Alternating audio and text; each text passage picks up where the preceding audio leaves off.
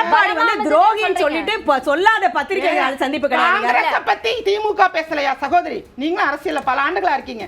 அரசியல்ல திமுக காங்கிரஸ் பத்தி பேசலையா? மதிமுக திமுகவை பேசலையா? ஒரு கவுன்சிலராக கூட தகுதி இல்லாதவன் நீங்க பேசுனீங்கன்னா ஓகே. நான் ஸ்ட்ராட்டஜி சொல்றேன்.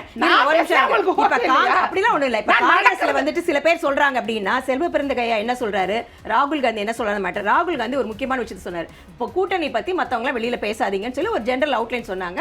அதை மீறி சில பேர் பேசும்போது அதற்கான அடுத்த கட்ட ரியாக்ஷன்ஸ் அங்கேருந்து வரும்னு வச்சுக்கோங்களேன். சோ வந்து கூட்டணி அப்போ வந்து சுப்பிரமணிய சுவாமி பிஜேபி எதிர்த்து பிஜேபியில இருந்துட்டே பேசுவார். அந்த மாதிரி அங்கங்க சில பேர் வந்து செய்யத்தான் செய்வாங்க. அது இருக்கும். ஆனா அந்த மாநில தலைமையும் தேசிய தலைமையும் அதற்கான ஒழுங்கு நடவடிக்கை எடுப்பாங்க. சோ அதுதான் பார்க்கணுமே தவிர உடனே வந்து திமுக கூட்டணி வீக்கா போயிடுச்சு அப்படி போயிடுச்சு. இல்ல ஒழுங்கு நடவடிக்கை ஆல்ரெடி எடுத்திருந்தா வீக்கா இருக்கா அப்படின்ற கேள்வியே வந்திருக்காது. இல்ல அவங்க பேசினாரு ராகுல் காந்தி பிரவீன் சக்கரவர்த்தியும் மாணிக்கம் தாக்கூரையும். அதற்கு பிறகு இன்னும் அதிகமா தானே பேசுறாங்க. அப்போ தலைமையோட உத்தரவின் பேர்ல பேசுவாங்க தானே. எங்களுக்கு சுயமரியாதை தான் முக்கியம், எங்கள்ட்ட பணம் தான் இல்ல, எங்களுக்கு மரியாதை முக்கியம்னு திமுகவுக்கு வார்னிங் கொடுத்திருக்காரு. வார்னிங்லாம் கிடையாது. அவர் வந்து இங்க பாருங்க ஒரு நிமிஷம். அவர் மாணிக் தாகூர் வந்து அவருடைய பொசிஷன் வந்து பார்ட்டில என்னங்கறத பார்க்கணும். இப்ப செல்வ பெருந்தகை அதை சொன்னாருன்னா இட் இஸ் வெரி இம்பார்ட்டன்ட். ஏன்னா அவர் தான் வந்து ஸ்டேட் இந்த ஸ்டேட்டோட மாநில தலைவர்.